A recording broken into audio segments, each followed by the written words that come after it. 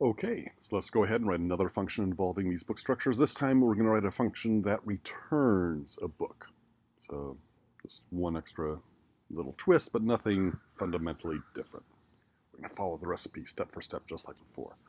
Okay, and this is where I'm going to introduce the idea or repeat the idea that we're writing programs that are never going to change a variable or a field. Okay, and they're never going to modify them. Well, what if you want to modify them? What if you want to change the number of pages in the book? Okay, well, let's go ahead and see what we're going to do that, and our test cases are going to give away our answer. We're going to go ahead, and I want to write a function.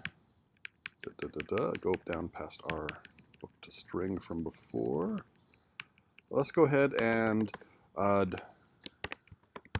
check expect. I want to write a function that takes in a book and returns the same book with, let's say, twice as many pages. We're going to call this the large print version, or I don't know, what do you call it if you take a book and turn it into large print? The senior citizenize, or the college freshman paperize, something like that. We'll go ahead and say and begin. And it's going to take in some particular book. Let's look at the Cat in the Hat. In fact, I'm just going to copy and paste all three of these test cases from before and change book to string to and begin. If you give me the Cat in the Hat with 37 pages, we're going to get back a new book. I'm not going to get back a string. I'm going to get back a new book object. So that's the interesting part. Return type is not a string, of course. It's a make book. It's a book. I'm going to get back the cat. The title will still be the same. The author will be the same. The page number will have doubled. Okay, and the copyright status will be unchanged. Okay, so that's what we want. Let's go ahead and take this book that only had one page in it. Oops. And there's some keyboard shortcuts you can do, by the way. I'm going to hit escape and then shift right arrow.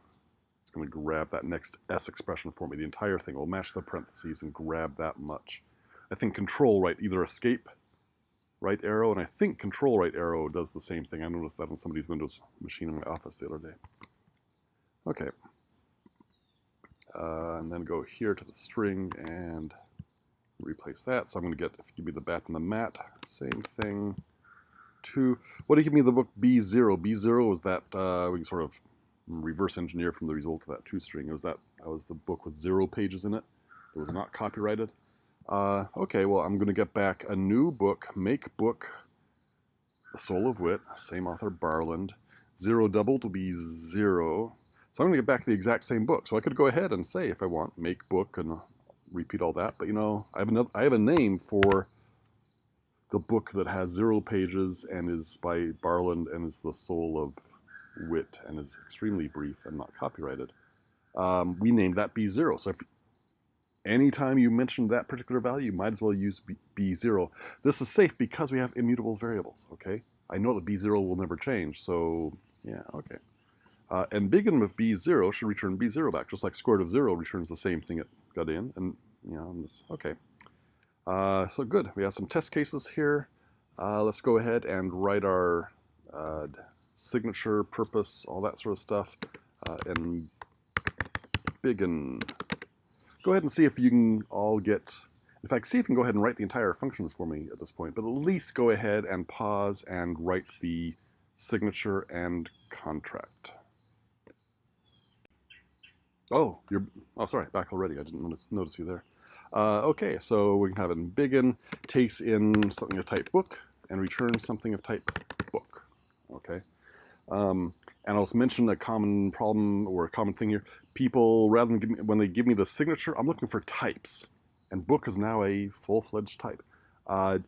Don't confuse your type name with the name of the parameter that we're putting down here, which, again, since this is a function so generic, works on any book, my parameter name is going to be pretty generic. It's not going to be called favorite book or next book to publish. It's any book in the world, a book. Okay, so you give me a book, return a book, that's our signature, return a book just like a book. I like purpose statements that mention their parameter name in them, which meant I also had to go ahead and think of the parameter name around the same time I was coming up with the purpose statement. So the order of this header and signature and purpose statement is all a little bit interleaved, which is why it's all one step in the design recipe. Okay, sorry, return a book just like a book, but with bigger text, hence more pages.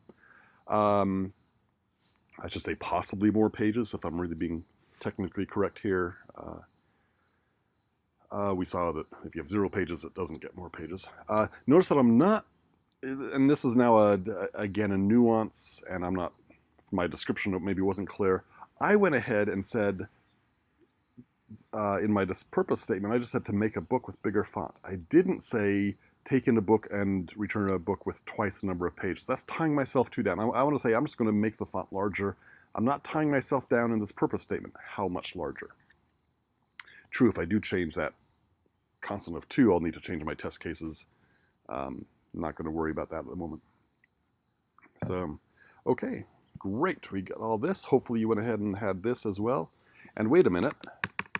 What do we have here? I just sort of said, you know, originally I sort of said stub it out and return any book at all. So make book of empty string or namey and authy and whatever, 99 and false. That would be a good stub value here. We're actually taking them a step further though. Now that we've introduced the idea of the template, we say, hey, no, hopefully what you had there was the template, which we just scroll up and grab from here. In fact, you know, I could have copied the bit for the signature as well and maybe saved a few moments of time, maybe not. Go to embiggen. So here's what I really am looking for here is this signature, okay? And I'm going to leave it at that. It's not actually returning something. Well, I guess if I want to go ahead and turn this into a stub so it actually runs, what stub should I use? The template gives me the fact that I have 4 pieces of information. Given them handling a book, 1 item, that means I can pull it apart and have 4 things like a master craftsman. I'm going to lay out my tools in front of me. I have 4 tools sitting in front of me, 4 pieces of information from which to construct my answer. If I just want to stub this out so I can see if I got my check expect syntax right, what's a quick way to take these 4 things and return something that meets the signature? It needs to be a book. So I'm going to go ahead and say, you know, wait, do I have a function that wants to take in 2 strings, a natural number, and a Boolean and produce a book? Oh, I do. That was the exact signature for make book, the constructor. So this function looks now a little bit silly when I'm stubbing. This is the template just stubbed out. For my case, I made a stub that returns a book object from the template that I had, minimizing my keystrokes. I could have gone ahead and, you know, deleted my template and put that particular book I have in here, but this does. What does this function do, by the way? As written, the stub function we have, that's not very useful at the moment. The stub function, as written at the moment, takes in a book, pulls apart the 4 fields, makes a new book by reassembling those exact same fields, and returns it. This is like cloning an object in Java might be the term you'd use. Okay. Not a very interesting function, but let's go see and make sure we can pass/fail a bunch of our test cases. Ran 8 tests, 3 of the 8 failed. Actual, oh, we had that bat in the mat, PP versus PG, that one still fails. Okay, but then we had actual value, make book of blah, blah, blah, differs from the same thing with 74, the expected value. This was the result of calling my function, which is currently just cloning the object, the book. Okay. Great, I didn't expect it to pass my test cases. Let's go ahead and close that. Let's go ahead and fix it. And now the fix is going to be almost obvious. I want to return a new book that has the same title, same author, number of pages. I want to double that. We know how to do that. Okay. And then there is copyrighted notice. So we run that, check our tests. Woohoo! Only one failure, which is our old previous failure, but PPPG. Maybe I'm getting more and more incentive to go back and just fix that. It's not that hard to fix. I said, yeah, let's not worry about it now, but I won't digress here in the video, though. Okay, one last. So here's the function that took in a book, returned a book. Follow the template. We follow those steps. Everything came out pretty easily. And so this is what we're going to do rather than modify a field. Rather than say, hey, I'm going to have a function that takes in an object and changes one field to be twice what it used to be.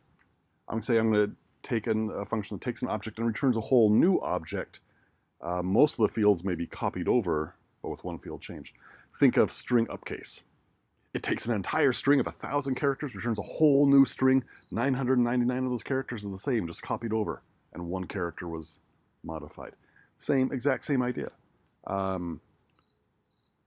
C programmers looked at that and said, oh my gosh, what a stupid thing to do. Why not just mutate that field, just modify it, just change it right in place? Why not with strings? Java, when they came along with strings, the C programmers were all like in a tizzy. They're like, this is so inefficient. You take in a string, you return a whole new string, you copy over 999 characters just to change one. This language will never take off. Well, experience shows that people actually like working with Java strings, and there's a lot fewer bugs with Java strings than with C strings. The fact that it can mutate led to a whole bunch of problems. You'd make a string, you'd pass it around, you'd forget that function might be changing its characters, mutating it. And that's the problem with mutation. Bugs, you can write your code, everything looks fine. What somebody else does in somebody else's function changes the contents of your objects, your local variables, ish. And that is a big source of headaches. Immutable data types, a lot easier to reason about. Once I make B0, BB0, it's always going to be exactly B0. I might have other books that are, just like that, but with a different field, but those will be other books. So, at a price, instead of just changing a field, we're copying over 4 fields and changing one of them. Yeah. I'll mention full racket does have I talked about when you say define struct, you get the constructor, you get the accessors, the getters, the primitive getters, and you get a predicate. In full racket, you also get the setters. You can't, so full racket does not force you to keep immutable structs. They allow you to, they sort of encourage you to. I will require you to. A beginning student will require you to. Beginning and intermediate student will require you to have that. Okay, so let's go ahead and finish up with, I'm going to do this next one pretty quickly. I'll let you pause and do most of the work. We're going to write a function derived from. Create a brand new book based on a book coming in. The results author will be the original author and a new author. And the result's going to have pages added to the original. Okay, so what am I talking about? Check expect. I'll do one test case for you. You come back and do maybe 1 or 2 more test cases and see if you can write the entire function. So, and it's morning time. Hey there. Good morning, little guy. I want to have a dream. I could drive underwater. A dream you could drive underwater? Oh my goodness. I'm going to start with bees. Well, I'll go ahead and spell it out. From all the way to the bottom of the water. All the way to the bottom. Yeah, and it's wide. Okay. Take this book. We're going to go ahead and say that Barland comes along. Barland. And I could. And adds and 10 more pages. And I could. It's a new derivative work. Yeah. And I could find. And I could fly. And I could find broken toys sitting on the bottom of the ocean. Okay, yeah, so here's my consultant here. Okay, so derive from is going to take in a book, another author, and the number of pages that the new author is adding, and we're going to return a book, except I want to change the title. I don't want it to be the Cat in the Hat anymore. We've improved it. The title will be Son of the Cat in the Hat. That is not... I thought of that title name before my son came and sat on my lap. Okay. So yeah, go ahead and I'm going to pause. I'm going to see if you can go ahead and maybe make one more test case for me. Understand what the program is doing. Then go ahead and see if you can write the function following all the steps of the design recipe. And we'll come back and see what you got and compare it with mine. Okay, so I come back. I made a couple more, well, actually just made one more test case. And I'll point out that all my, oh my goodness, all my test cases, I didn't really specify this, I think I said before, but the copyright will always be false. I'm going to provide a test case that started with the copyright true and another one with the copyright false, just to be safe. But again, the details, how many characters are in the author or the title of the book, not going to play an important value, so I'm letting it be okay. So, okay. So yeah, I went ahead and took the soul of wit, since that was, you know, might as well use B0 if I can. Mister, remember what we said about being quiet for 1 minute of video here? Or just be quiet. Okay. Thank you. Yeah. So Banksy came along. This is not Banksy, the famous street artist. This is Banksy, the famous ghost author. Not so famous ghost author.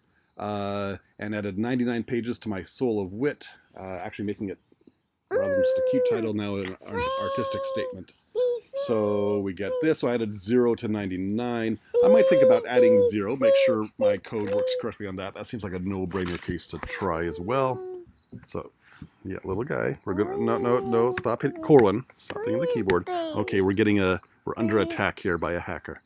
Do a few undos, see if we can get back to something that passes my test cases. What is the code? Pretty similar to my template. I had to take this from my template and do a string append of sum of. I had to add that on. And I had to add for the book author, I had to add a string append with a couple more strings there. My num pages, I had to add a plus with num new pages. Had to come up with some parameter names and so on. Okay. And we do all this. I can now take out my note that will come back to the template. So we've passed all the way through that step. And I'll confess that when I wrote this, the test case I didn't pass, I had actually made a copy-paste error. I'd put in, instead of new author, I'd put in original. And when I ran my test cases, I got, actually I got a type error. Okay, check expect encountered the following error instead of the expected value, son of cat in the hat. And what is the error that it got encountered? String append expects a string as third argument, but was given make book of the cat in the hat, etc., etc., etc. This is a type error that a language with a static type system like Java would have caught at compile time and would have said, hey, wrong type right here. As it is, I only got caught at runtime, and I had to think a little bit about where that error is and what's going on and why. Okay, so I'll go ahead and take new author, double-click, copy, double-click, paste. Okay, and once I do that, then I pass all my test cases for derive from, and now I can go off and make lots of artistic statements. And then after that, I'll be in court supporting the fact that these are artistic knockoffs and not copyright violations. Okay, we now know how to write functions that deal with structs, and in particular a function to modify a struct we don't do, but we might write functions that take in a struct, return a whole new struct, with some of the fields the same or all entirely changed. We've seen both of those now. Awesome. We're ready to go, and next homework we'll start writing a video game where we never modify any fields.